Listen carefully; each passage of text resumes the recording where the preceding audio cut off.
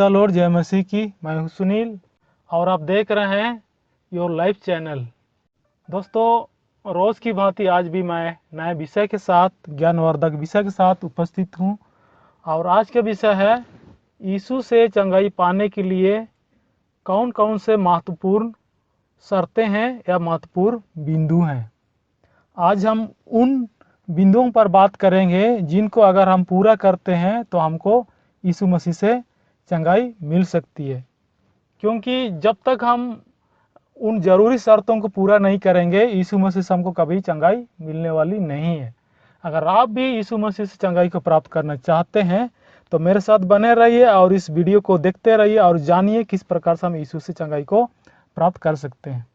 क्योंकि हम जानते हैं बहुत सारे लोग चंगाई पाने के लिए एक जगह से दूसरी जगह तीसरी जगह दौड़ लगाते रहते हैं चंगाई पाने के लिए। आज हम उसी चंगाई को अपने घर बैठे या अपने कलीसिया में रह करके किस प्रकार से प्राप्त कर सकते हैं, इसको हम सीखेंगे। हम सारी बातों को बाइबल से ही देखेंगे। बाइबल में जो वचन हमें बताया गया उसी आधार पर हम समझने का प्रयास करेंगे कि चंगाई पाने के लिए कौन कौन से शर्तें हैं जिसको पूरा करके हम चंगाई को प्राप्त कर सकते हैं। पहला शर्त है चंगाई पाने वाले को विश्वास। अगर आप चंगाई को प्राप्त करना चाहते हैं तो सबसे पहले आपको विश्वास होना चाहिए कि आप चंगाई को प्राप्त कर सकते हैं। और ये बिल्कुल छोटे बच्चों के बारे में लागू नहीं भी हो सकता है, क्योंकि उसको अपने बारे में पता नहीं होता है। लेकिन जिन लोगों को अपने बारे में पता है, अपनी बीमारी के बारे में पता है, अपनी कमजोरी के बारे में पता है, उनको ये विश्वास होना चाहिए कि यीशु मसीह चंगाई को दे सकते हैं। सबसे पहला शर्त है। अगर इसको हम पूरा करते हैं तब हमको यीशु मसीह से चंगाई मिलती है। तो हम वचन में देख लेते हैं मत्ती रचित सुसमाचार अध्याय 9 वचन 27 से लेकर के 30 तक। यहाँ पर हम दो अंधों को दृष्टिदान इस बारे में हम पढ़ते हैं। और यहाँ पे ये बताया हुआ है कि जो दो अंधे थे यीशु के पीछे पुकारते हुए चले जा रहे थे और क्या बोल रहे थे, हम पर दया कर। ये जो दो अंधे हैं यीशु मसीह से दया के लिए मांग कर रहे थे कि उन पर दया किया जाए।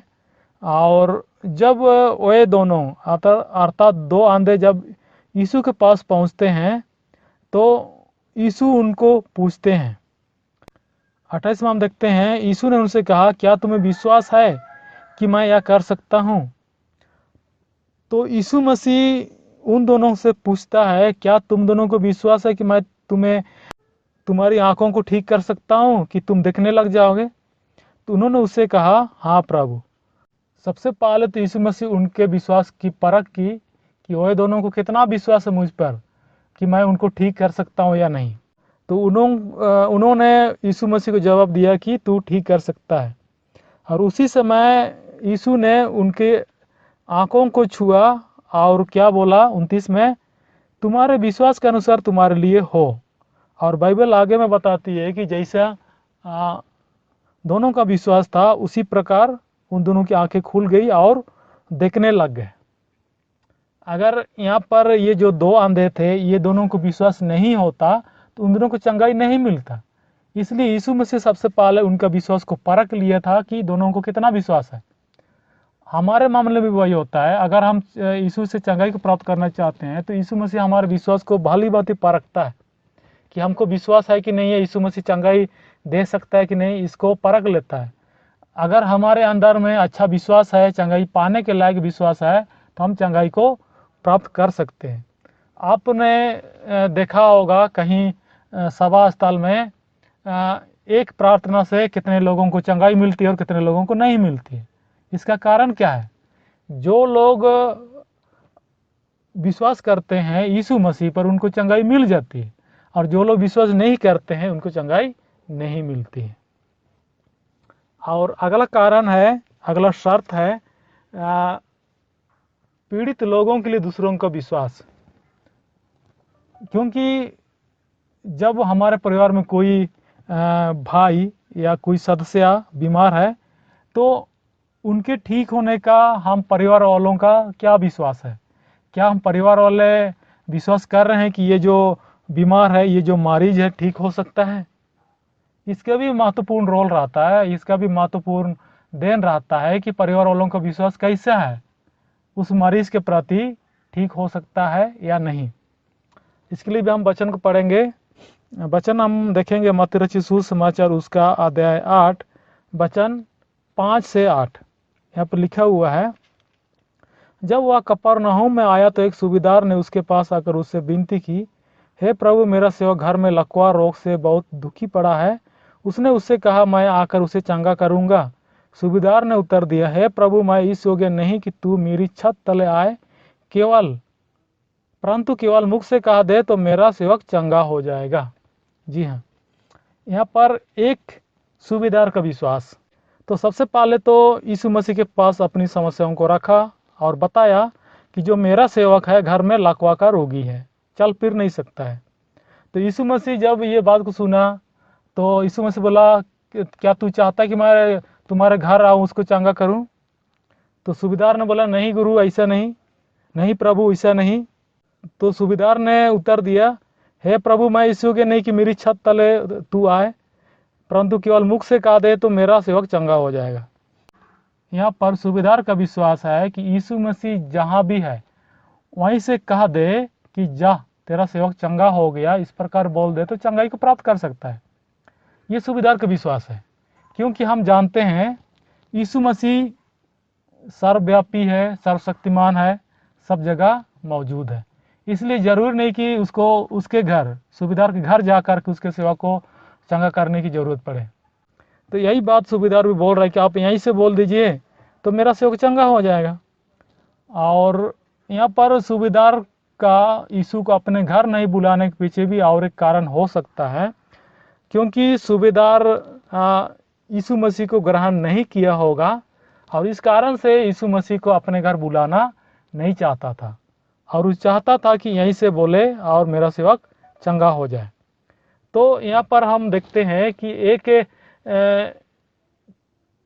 पीड़ित व्यक्ति के पीछे दूसरे का भी विश्वास का होना जरूरी है। यहाँ पर सेवक तो उपलब्ध नहीं है कि उसको विश्वास करना पड़े, लेकिन यहाँ पर सूबेदार को विश्वास है कि उसका सेवक यीशु मसीह के कहने से ठीक हो जाएगा।